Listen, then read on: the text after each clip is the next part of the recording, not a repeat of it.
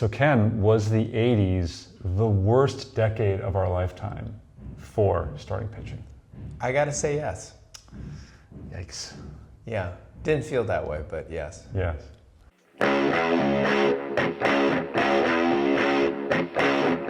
Hey everyone, it's Mark, Vintage Card Voyage, here with Ken.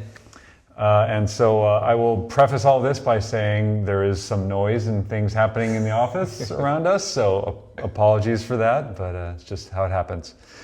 So yes, we finished going around the diamond as far as position players go, and now we are to the starting pitcher for the 80s. Which I was excited about. Yeah.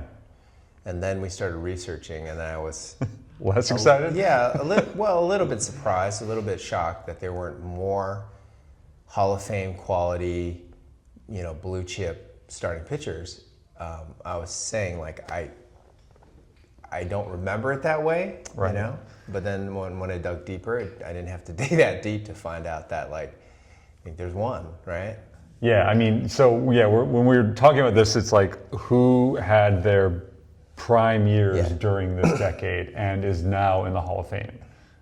There's one guy, maybe right. maybe two if we consider it, but one is, it's Jack Morris. Yeah. Maybe Bert Blyleven could be considered that because his prime was maybe the 80s, but also in the 70s. It's hard to really kind of pinpoint that. I mean, there are other guys who definitely had amazing careers who started in the 80s, like your Clemens or your Gooden or, Valenzuela maybe. Yeah, Saberhagen I like to throw in there. Right, definitely. He had two Cy Youngs in the 80s. Exactly. Yeah. Viola had a really good career, I think, and Jimmy Key had a pretty good career, but he started mid. So anyways, but yeah, there was no one. Clemens, obviously, I think probably should be in the Hall of Fame, but is not because of various reasons. So yeah, it's interesting. I mean, I always, again, I'm biased, Tiger fan. Morris, of course, had the most wins in the decade, so I was like, well, he's the best pitcher of the decade. Yeah.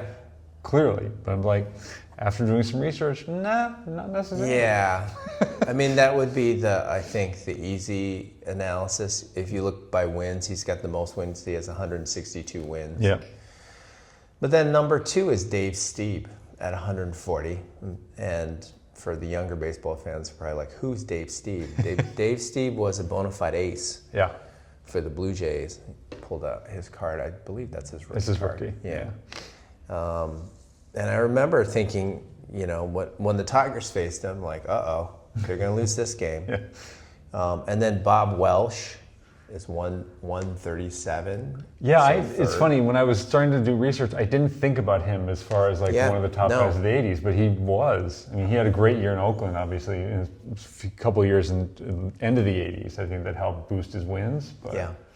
And I want to say, like, the Dodgers used him a little bit as a reliever early in his career as well, which was probably pretty innovative back then.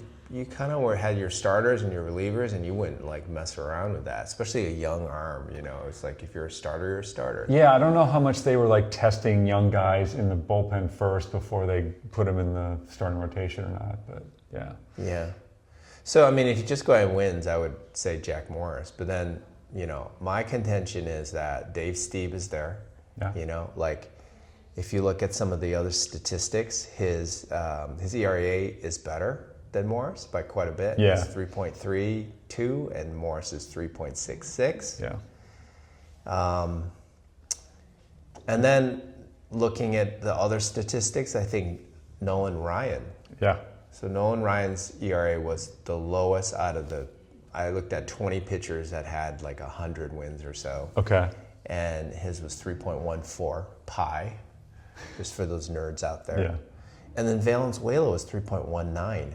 Well, so Gooden, 2.64. 2.64, yeah. Yeah, I mean... He had 100 wins. He actually just got there. I'm not remembering when his career tailed off, but it started to tail off at the end of the 80s, right? Yeah, I think probably in 90, it was probably starting to, peter off. And then I think he came back and had some good years, or at least games with the Yankees. He had a no-hitter, I think, with the Yankees at some point, right? Yeah. Yeah. So, when I look at all the stats, also, in terms of strikeouts, Ryan is way above everybody Which else. is crazy because he was like 32 or something when the 80s started. Yeah, yep. And I think we both agree that his best years were probably, although he had 300 strikeouts when he was like 42 or something. Yeah, yeah. So I shouldn't say that. I mean, maybe the 80s were better than the 70s for him. But Fernando is right there too. He's second in strikeouts. Pretty consistently great starting pitcher, I would say. So, in terms of shutouts, Steve led with 27 and Fernando had 27. So again, Steve and Fernando are there. Right. Morris dominates in complete games. Yes. Yeah, 133. 133. And I do remember this about him. I have a feeling he probably had something with Sparky Anderson. It was like, don't take me out of the game. Oh yeah, he's a very competitive guy too, and he's probably yelling at Sparky from the mound, like, you better take me out. Yeah, yeah. And then shutouts, Steve had 27, Fernando had 27. So there's a few guys who had 20. I was surprised how many people had 20 shutouts during that. But again, people were pitching into the sixth, into having complete games. Like everyone, I think I listed who had, they had at least, who was it? Jimmy Key had 22 complete games, but he also had half the 80s. So he would have had 40 to 50 probably or whatever. So it's like, everyone that's just what was happening. People were completing games, or they would bring a fireman in from in the eighth inning or ninth, whatever. Do you know David Peterson on the Mets? He put right now, current pitcher. He pitched yesterday and he shut out my Nats. And the way they were celebrating a complete game shutout, it was a 6-hitter. So back in our day in the 80s, it would have been like, "Good, nice game." Yeah. It wouldn't have been but it was his first complete game shutout. And that is rare. Yeah, completely. And almost a Maddox game, too. I think he had 106 pitches.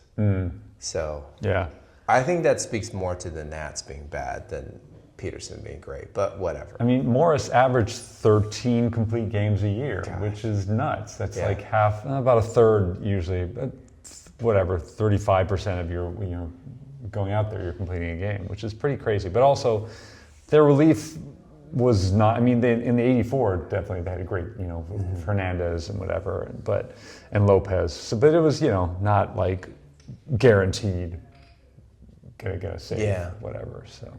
Yeah, and then if you look at WAR for the decade, Steve is first. He has 45.2. Yeah. So by quite a bit more. Number 2 is Bob Welch at 35.1. Morris is not even in the top 10. I don't know, I was using Baseball Reference. I had Steve at 48 WAR, but again, he definitely had the best. And Morris is, 30. They had a bunch of guys who were in the 30s, low 30s, upper 20s kind of thing for that. And great names. If you look at the top 10, it's like Steve, Welsh, Fernando are the top 3. And then Blyleven, Hershiser, Clemens, Ryan, Gooden, John Tudor. Remember John Tudor? Yes. Was tough on my Expos. I did not include him in my stats. I should have. He was a really good pitcher. He was great. And then Saberhagen at 29. Actually, I apologize. I do have Tudor in here. I had 20. I think I looked at 20 guys, 19 or 20 guys. Yeah. But it's still lackluster, right? It's like... Yeah. You're either associated more with a different decade or injury or a variety of things. But so when I look in totality, I don't think I would put Morris as the greatest starting pitcher of the 80s. Unfortunately, even among the guys. Well, no, I was going to say even among the guys who were there the entirety of the decade. I think Steve was probably better, statistically speaking. Yeah. He didn't get the wins, but ERA was better, WAR was better. Strikeouts were probably pretty close, I think, but maybe actually Morris probably had better than Steve. And I looked up Steve more. We should just label this the Dave Steve episode. And he had 174 wins, something like that. He stopped pitching at 34. You think about Verlander and Kershaw and Scherzer were pushing through 40s. hitting 40s. Yeah. And if he had the health, he would have probably made the Hall of Fame. Yeah, 250 wins at least, Yeah, probably. yeah. And the Blue Jays teams were good too, right? So it's unfortunate. Even his last couple of years, he had injuries. You could see, like by the time he hit 32, he'd stopped winning double digits games and was not pitching. And he was only with the Blue Jays. Only with the Blue Jays his whole career. So, and then you just, you look up these quirky things. He was 6 foot tall. He was not a big man. I remember him being like kind of a taller guy, but no, he was smaller by today's standards for sure. Yeah. Is there anyone else that you would put in the conversation?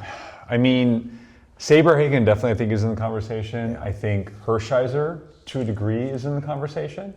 I mean, he came in at 84. Very much in the end of the 80s, right? By the time that decade ends, he's right there. He came out pretty well. I think people were actually going after his rookie card, kind of, I think, if I'm remembering right. Maybe not, or maybe it was after his amazing 88 season. It was like, oh, wait, we should go get these, rookie cards. But his 88 season was incredible. But I think he was pretty consistent throughout. And then, like, who else was I going to say? One guy who kind of surprised me that I hadn't thought about really was Mario Soto. He's pretty good. I mean, I did not pull his card. Yeah, he had 27 WAR. He had 94 wins during the decade, which was not bad. Yeah. But again, I think did he pitch the entire decade?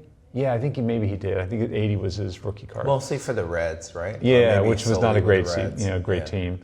So yeah, he was someone I maybe was kind of surprised at, and because I was looking at people were bringing up like top 20 pitchers of the 80s, whatever, and like Mark Langston showed up, and like he had some good years, obviously too.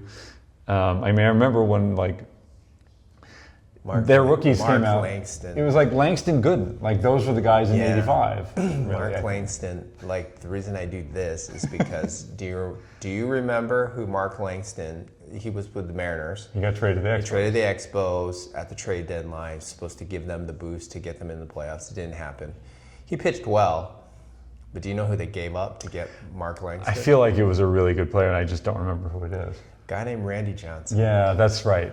Like you go back and you think about like worst trades ever. That's just like the Doyle and Alexander trade. Do you remember Tiger? Yeah. Oh yeah. Oh my gosh. I mean, it was good for that year because he had an amazing year in '87, and that helped him get in the playoffs. Exactly. I think he went 8-0 or something like that. Something crazy, 9-1, I think, or something. Whatever it was. Yeah, he was great. And it was like the personification, or Doyle Alexander looked like an old pitcher. The way he moved, the way he threw, the way he looked, and then sure enough, his career just ended. Tailed off. After. Yeah. And John Smoltz is who John Smoltz is. Right. In the Hall of Fame. Steve Carlton was actually pretty good during the decade. He pitched most of it. Rick Sutcliffe had his obviously '84 season, which was really good and decently. He had 116 wins for the year. The decade. So there were a lot of guys who got 100+ wins in the decade, which is not hard to do necessarily because today it would be. Yeah, exactly. Then 10 wins a year, not hard. That was kind of the expectation of a pitcher, really. So I did this one thing where because there were a lot of people who were entering into the decade midway through or whatever. Like Clemens was in '84 and Gooden '84 and whatever, or '83, I guess for Clemens maybe. I did WAR per start. Oh, that's nice. Just to kind of get a sense of where are we, whatever. And so the top guy during the decade was Clemens, who was 0.2 WAR per start. Okay. 30 starts a year, you're getting 6 WAR, whatever. So. Next was Saberhagen, 0.179, Gooden third, 0.174, and Hershiser fourth, 0.172, and then it drops to fifth with Steve at 0.145. Meanwhile, Morris is at 0.09. Oh no! And Ryan actually 0.096, which surprised me. That does surprise me too. The worst was Mike Scott of the guys who I looked at, 0.084. Scott had 114 wins Yeah. during the decade and 1,300 strikeouts. Scott was pretty dominant for a few years there with the Late Astros. 80s, Yeah. I feel like. Yeah. Yeah. So, I mean, yeah. So there's a lot of contenders, basically. I think for possible like inclusion of like who you think the best of the '80s was as far as starting pitching goes. I think probably for me, I go with Clemens and Gooden personally. They're certainly more talented and spectacular. And if we did the question, like if you had one for one game, I would pick Clemens. Yeah. That would be the guy I would go for. But if you go in totality of the decade, I'm going to give it to Dave Stieb. I just think like consistently great, number one ace starter on a lot of good teams. Probably just didn't, the injuries to whatever stopped his career, truncated his career, and then so I'll go with Dave Stieb. Yeah, Steve would be number 3 for me, I think. Okay. I mean, again, he was also obviously hampered by the fact that the Blue Jays were not always a great team, and so he wasn't getting wins because of that, I think. But the other numbers were there. Yeah, So, yeah. so I feel like I'm punishing him because of the team that he was on.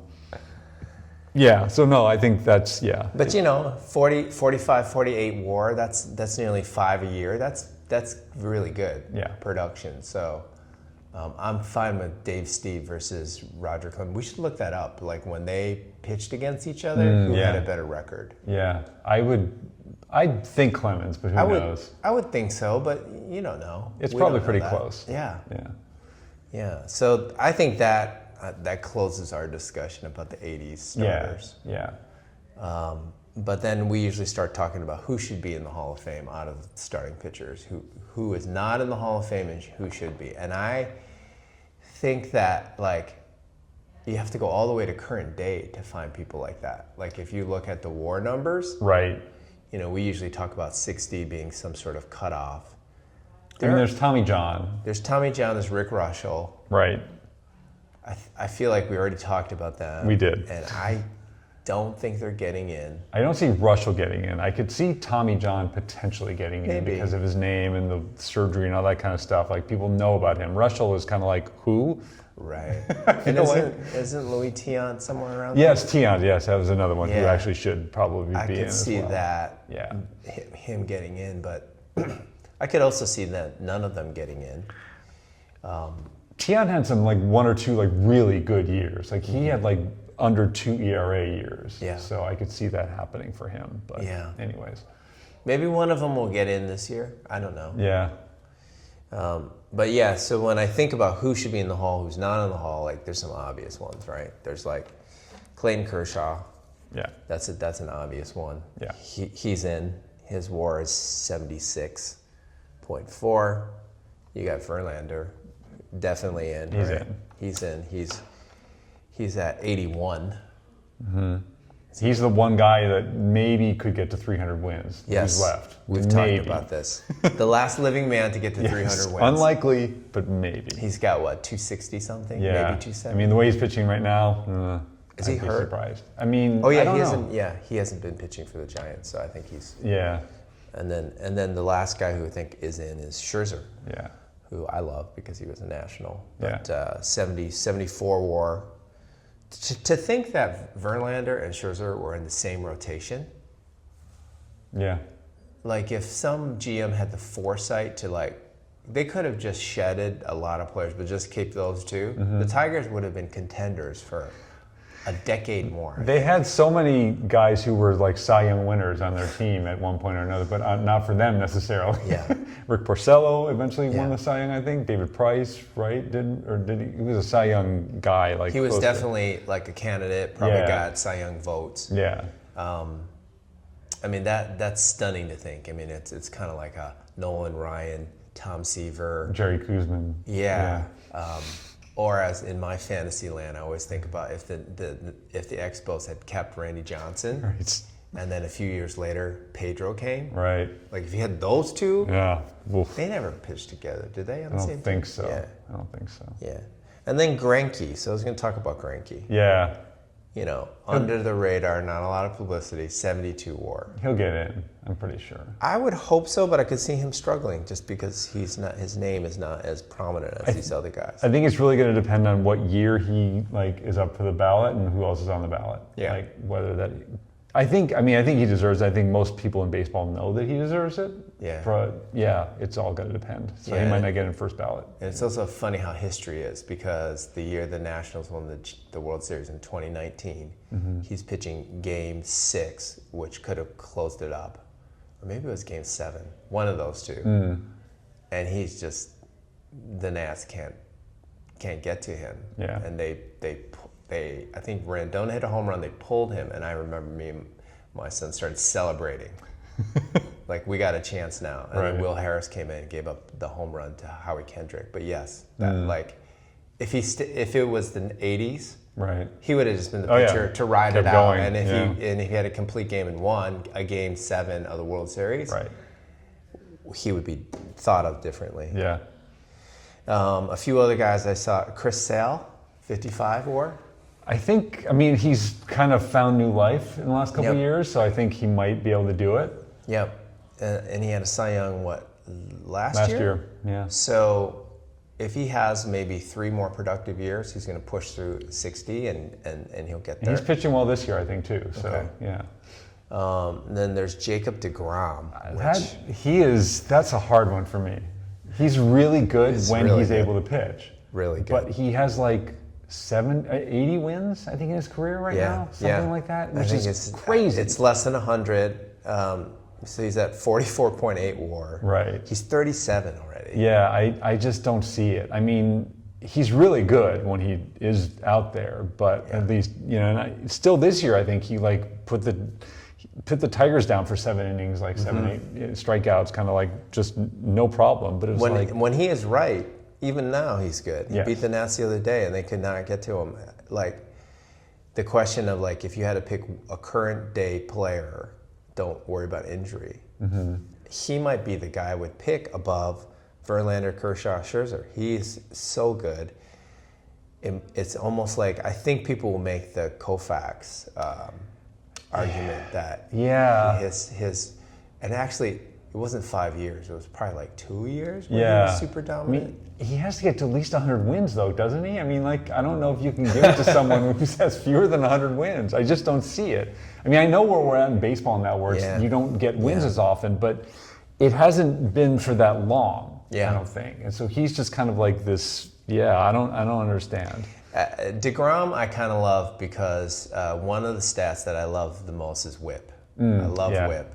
And he is a guy who, if you look at I saw it last night, his seasons, he has seasons where his WHIP is under 1. I was going to say, is his career under 1? It might be, 0.9. He has many seasons, even recently, where it's under 1. It's 0.9 territory. Right. That's so hard to do.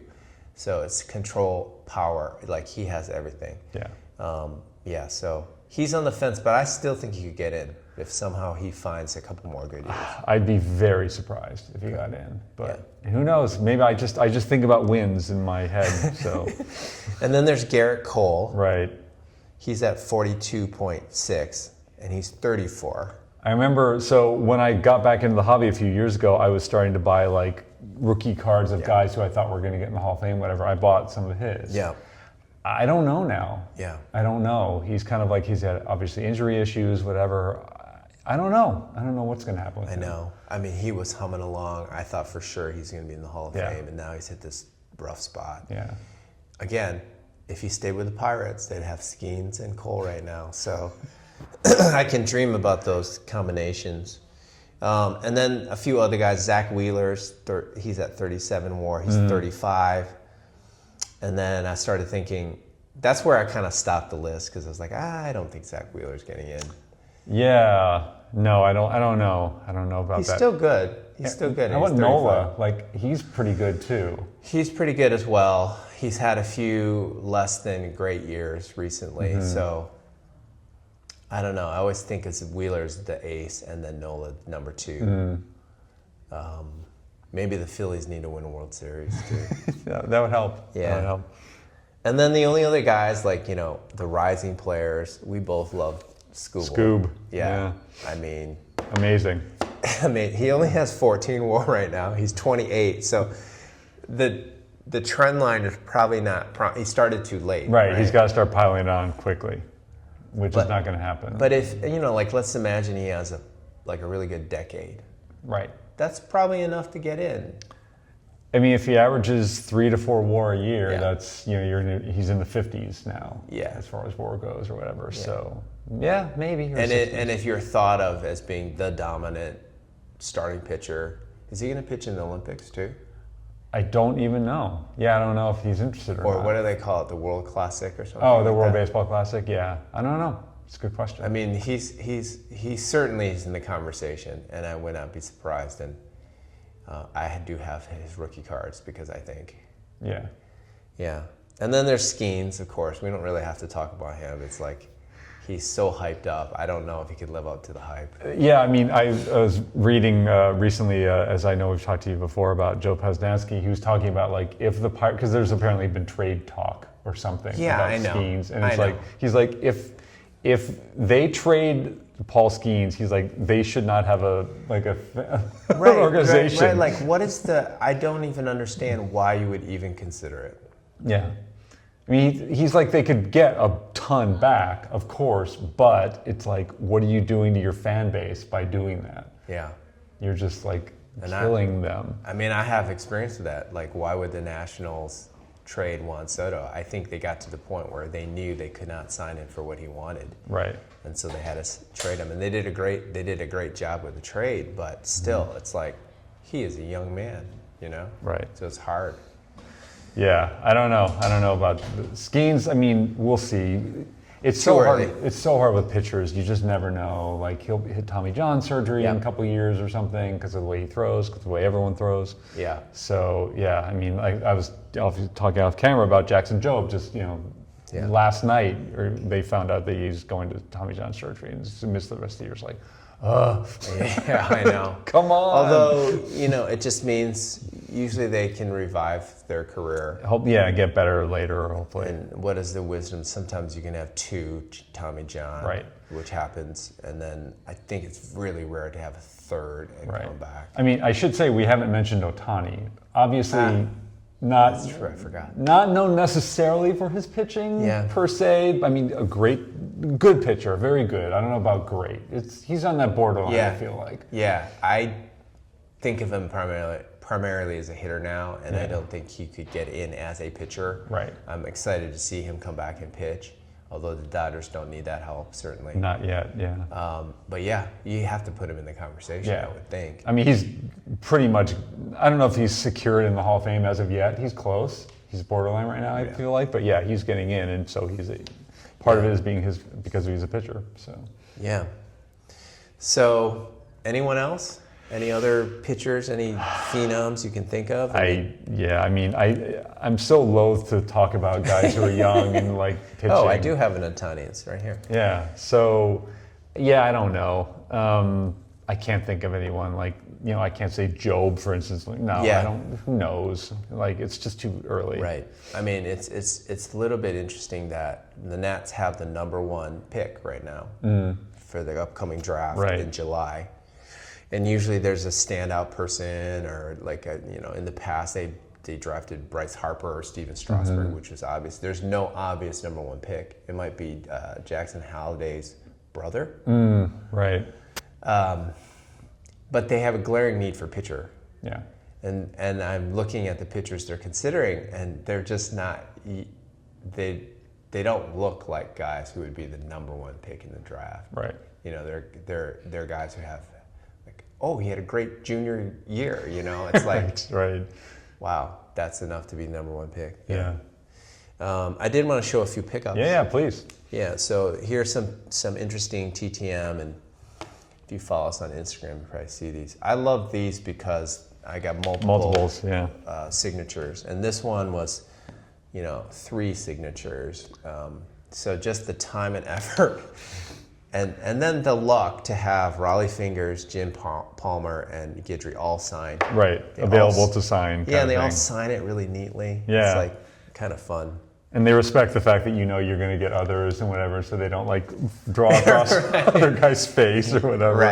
Right. It all start. I write in the letter that I'm going to send it to the other guys. So Right. I don't remember which order it was, but whoever the first one was did it kind of neatly. And They respect your wishes. yeah, So yeah, just that's nice. kind of like neatly in a box. Yeah. And then the other thing I was going to show was this, which is something I picked up at a show. It's a 3-panel set. It comes in these plastic bags, and if you're a star collector, you know this is authentic. This is real because the bag kind of degrades. Right. But the thing I love about this is like there's perforations, and you know it hasn't been perforated. It's still in the bag. Right. And then the dealer who sold it to me said that came with it. The little number. gold seal with the number. So Yeah. we were speculating, is that, you know, number 455 out of 5,000 Yeah, or whatever it is. yeah, right. Yeah. and you know, it's Don Mattingly, who we've talked about a lot. So Yeah. kind of fun just to pick that up. Nice. Yeah. Yeah, I don't have any real updates. I know I talked to you last time about my estate sale picks. I just haven't had the time to put the videos together, but I will hopefully do so, and you know, I'll have you take a look at it and see if it.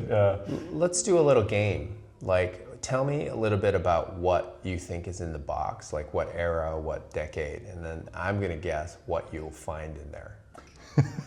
So. And maybe one of these pictures we talked about today, probably. So from the estate sale, you're saying Yeah, what? yeah. Okay, so it was from, let's see, 1973 through 1983 or 4 baseball. Okay. And then football was pretty much 75 or 6 through 79, I believe. Are these cards in top loaders and card No. savers? No, it's all raw. All raw. And all just loose in a or like Yeah, a I mean, box. in like Adidas boxes. Binders? Any binders? No binder. Oh, interesting. Yeah, just boxes. 5, 6 boxes, I think, total. Wow. Okay, so my guess is that in the baseball you're going to find a Biff Pokeroba card. I love that name. I don't remember if I got You him don't or not. know? I don't remember. But you won't remember if you funnel through the cards. You're not going to remember Biff Pokeroba. I mean, you didn't pull it to the side. No, I did not pull that to the side. I love that name. I know who the guy is, but no, I don't remember if I got him. Okay. All right, well, I can't think of anything else, any updates. No. And we're going to turn to relievers next. I believe so. That's going to finish out the, yeah. Okay. Unless we want to do pinch hitters. I think so. DH? Although that would be interesting. We could do DH. We haven't done that. Yeah, but it's only one league, right? Yeah, that's true. That's And true. I'm going to guess we're not going to find a lot of interesting things, maybe. I mean, well, let's do relievers first. Yeah. Because I think there's some interesting relievers in the 80s. Not middle relievers, though. We're just going to do closers. Was middle relieving a thing I back don't then? even know.